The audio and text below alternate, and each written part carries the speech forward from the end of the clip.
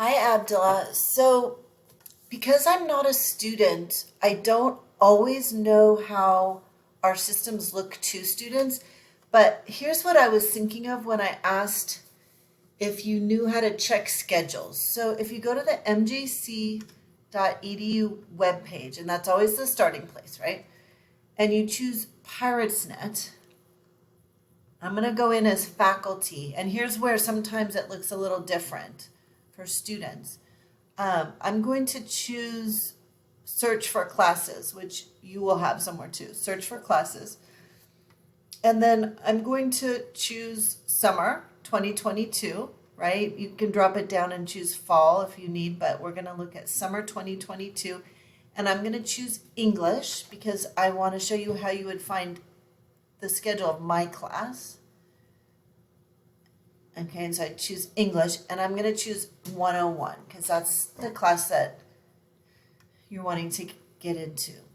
And I'm going to submit.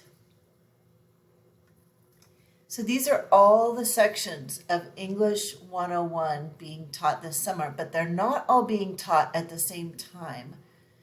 So you have to look here. Let's see. Where is the...